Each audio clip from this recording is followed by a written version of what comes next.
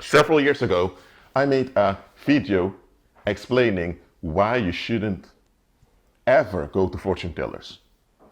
So, in this video here, I'm going to elaborate on why both fortune telling as well as self-defense are both part of the same coin. And I've explained to you that you shouldn't go to fortune tellers because the demons will never tell you the truth. The demons will only tell you true facts. Now, let me give an example of that. Let's say that you have an eye on someone. Let's say you are a woman and you have an eye on a guy. You like this particular guy.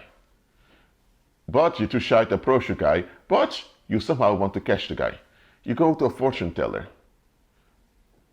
The demons see that this guy is indeed charming, kind, and all of that. But the demons also see that this guy has unprocessed youth trauma that will later escalate in his 30s. Demons can see that coming. Remember, demons have been around for thousands of years. They've seen people being born and die. They've seen hundreds of millions of people, or you can say billions of people, being born and dying. They've seen generations come and go. They've seen empires rise and fall. So demons are very experienced in seeing things coming. So the demons see that this guy will escalate around his 30s.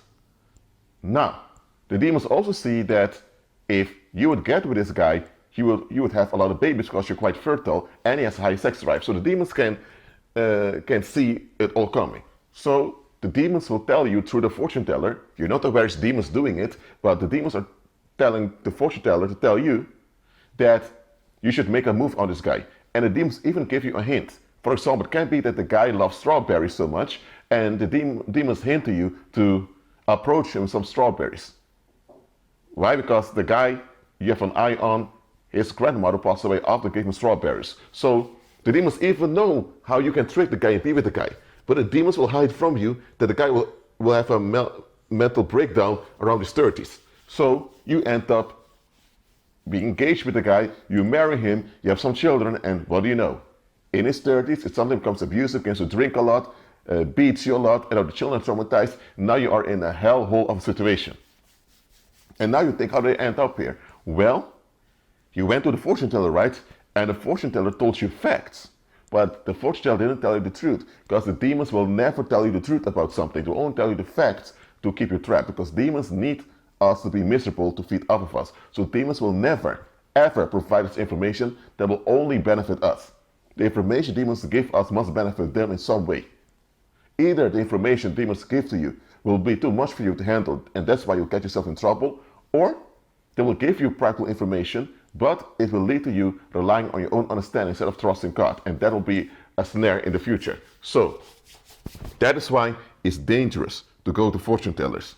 Now, what does fortune telling and self-defense have in common? In both cases, you rely on foreknowledge, knowledge ahead of time, in how to deal with a situation. Now, having knowledge ahead of time in how to deal with a potential situation, there's nothing wrong with that.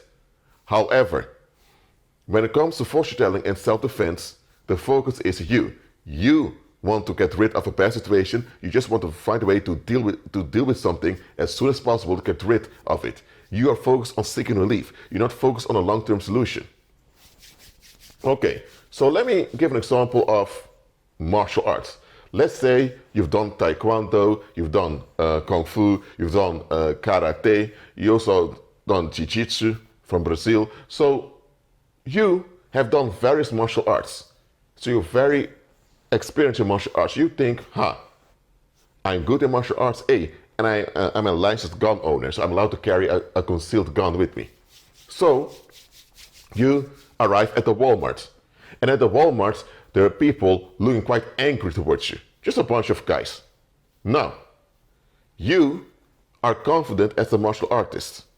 I mean, at least you consider yourself a martial artist. You're not a professional martial artist because you've done various martial arts, you consider yourself a professional, even though you're not. Okay?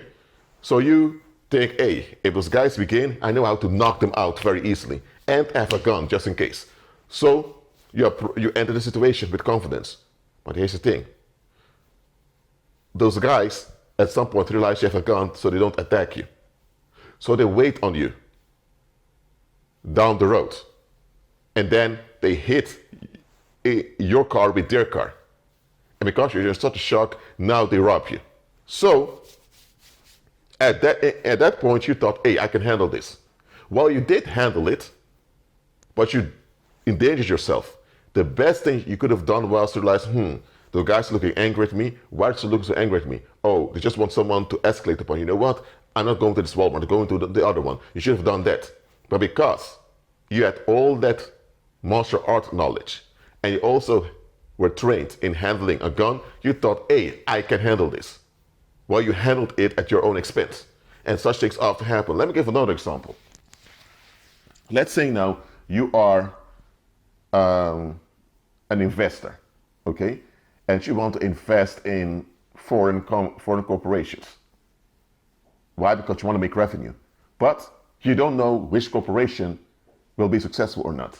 Now, how corporation will be successful depends on how they're performing. Now, most corporations keep some core data hidden. Let's say you go to a fortune teller and the demons inform you about various corporations in Latin America and in China and all over the place. And the demons even hint to you which one to invest in, because the demons know that this particular Chinese company is going to boom because they have a lot of provisions. And the public will need those provisions. So you end up investing in that Chinese corporation, let's say $200, and within 5 years, you make a revenue of, let's say, $2 million. The demons help you out. Now, after 5 years, when you are a millionaire, you'll have the success story that you invested $200 and now you are a millionaire. Okay, but here's the thing. You had foreknowledge of what was going on behind the scenes. And because of that, you were able to make a decision that led to that advantage. So you exploited the foreknowledge you had. But then people are going to think, how could this guy know that this Chinese company over here, which was about to go bankrupt, would be so successful? No business analyst and no financial advisor ever would have recommended you to invest in this failing Chinese company. But this guy just decided to invest $200, and when the company suddenly became successful, he benefited from it. So people are going to think, this can't be. This guy must have some insider information. What's going to happen then? The governments will be on you. Now you have the taxation of officers also coming after you, and now you have criminals also wanting to get behind you. Or let's say now that you want to, you want to make some friends, for example. And you go to fortune tellers, and the fortune tellers tell you about various people in the neighborhood who have issues in their lives. And the demons inform you that if you would approach people right now and talk to them in such a way, they'll begin to trust you and begin to hand themselves over to you. Now, let's say you listen to the evil spirits. You think those are your ancestors or is Mother Nature speaking to you, but it's really evil spirits. So you end up doing it. So eventually, you have a bunch of people that trust you. You have a whole crowd of people now that know you, that are just familiar with you. But now you're also stuck with their issues. Their issues afflict them, now also you because you're involved with them. And here's the thing. Eventually, outsiders are going to think, this guy just moved in 3 weeks ago, and now 3 weeks later, he knows everyone. He's everyone's best friend. Outsiders are going to think this is quite weird. And people are going to be frightened of you. Suddenly, everything goes on in people's lives. You always are ahead of what's going on. Let's say one day you have one of your new friends, she has a breakup, and you know that she loves to drink some tequila after when she's sad. So she calls you and suddenly offer her to drink tequila. And she's thinking, what? Now, she does appreciate it, but then she thinks, and this guy or this girl knew I was going through some bad times. People are going to believe that you have certain powers, that you can know things about them. And once people begin to think that you have certain powers, they'll become hostile towards you, and now they will turn on you. So in this case, the foreknowledge you gained from the paranormal backfired on you. Because when you have foreknowledge, you will act on the foreknowledge in your advantage, which is to expect it. But when you act on your own behalf with the foreknowledge you have, you're going to gain an advantage you shouldn't have gotten. Anyway, and because of that, because you gain an advantage you normally or naturally shouldn't have, people are going to be suspicious of you, thinking, what is this? And once people are suspicious of you, because you have an advantage that they can't explain, they will escalate against you. Sometimes you may even have criminal organizations coming after you, or you may even have people coming to lynch you or whatever. When you have a sudden advantage that affects people's daily life personally, and they can't explain how you've gained this leverage, they will freak out. So having foreknowledge is beneficial, but too much foreknowledge, or foreknowledge on the wrong time, or foreknowledge with the wrong motivation can be detrimental to you. And just think about it. Think about the example I gave of that guy who went to Walmart. He knew several martial arts, and he also had a gun, so he thought, I can handle it. Well, he handled it at his own expense. He shouldn't have handled the situation. He should have removed himself from the situation. And that's the thing with martial arts. Because you're so confident in your own abilities, you forget that you are a vulnerable and fragile creature. Look, if you have fierce muscles and you have those magnificent kung fu moves, someone can decide to bring a small gun and shoot you. Okay? So what did your kung fu help you? Or let's say you know how to use a gun.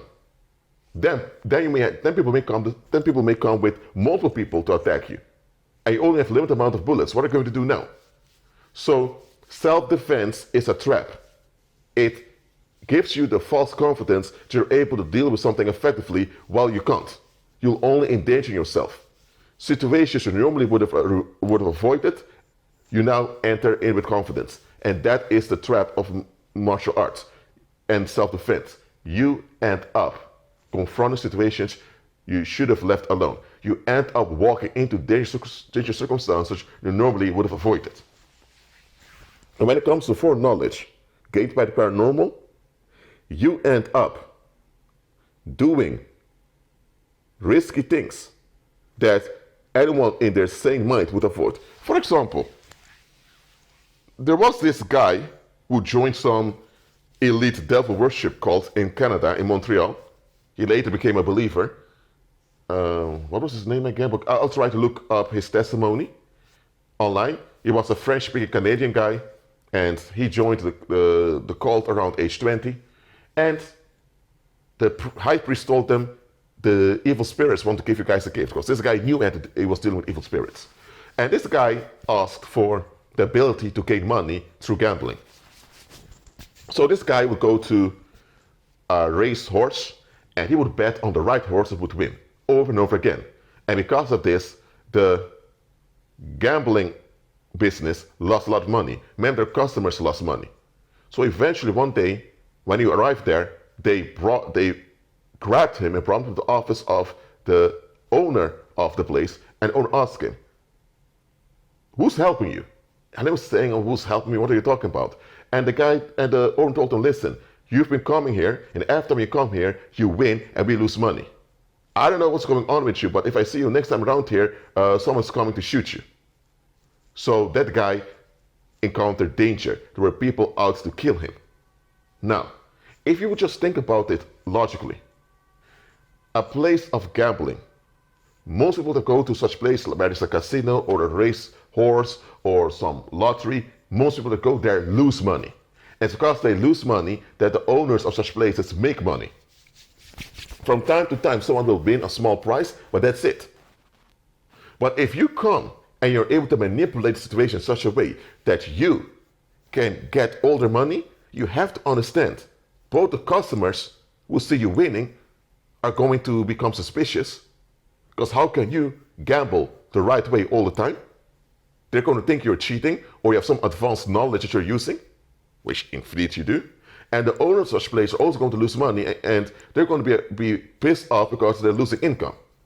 So anyone in their sane mind would think, you know what? Maybe it's not good for me to keep going to those casinos and those other places using paranormal foreknowledge to get the jackpots. Because if I do this over and over again, people are going to notice it and I may become a target. But here's the thing. When you have foreknowledge, you get so confident in the foreknowledge that you forget the context. You then forget that you're a vulnerable, fragile creature that's able to be endangered if you don't have a protection. So, now another example before I close this video. Let's say now that you just want to, how do I say, let's say you just want to be left alone, just want to be involved in a community. You want to be involved in a community, you're not antisocial, but you just want to avoid all arguments. In order for this to happen, either you have to become a gossiper that knows everything about everyone, or you can use foreknowledge through fortune telling. And through foreknowledge, you realize, I can also get sex partners easily because I have foreknowledge of what some women want. So let's say you begin to use this. Okay? And it works one time that you get foreknowledge about a certain lady you had an eye on, and you end up having sex with her, and the relationship went well. But then you think, this went so easy, I can do it again. And before you know it, you end up doing it again and again and again. Then you also get foreknowledge on how to make money. You learn, for example, that some businesses have a transport every weekend. So you think, you know what? If I can just cause some type of disturbance in their electronic system, then I know that every Wednesday they have a cargo, then I and somebody can loot the cargo. And you do. You do this, and you succeed. But then people see you sleeping around with various women, and they see you having a lot of money out of the blue, when in just a few months' time.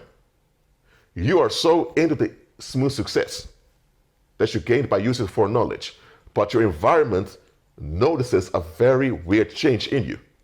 And this weird change is at their expense. So, one day you may wake up and you have the police want to talk to you. And now you find out that the FBI or CIA has a whole case on you. A big case. And now they're asking you about various robberies, want to know if you know anything about it. Now, the police already know that you're behind many of those robberies, but the police doesn't have forensic evidence that they can give in court. So the police wants to know how you're so advanced that you can commit those crimes and get away with it without leaving evidence behind. They want you to confess to one of those crimes so they can use that to capture you. Now, if you're smart and you use your lawyer, you can dodge that. But then, other people are going to find out that the police is looking at you, so they may decide they don't want to hang out with you anymore. So, you see how this goes? Oh, and let's say now that some of the women you were sleeping around with, now they have a boyfriend now, or they're about to get married, but they don't want to admit they've been sleeping around, so now they pretend like they were raped. And now, you will have false rape accusations. Or even if they don't go to police to make false rape accusations, they may lie about you that you molested them or whatever, and now you have people out there in the street looking to beat you up or kill you.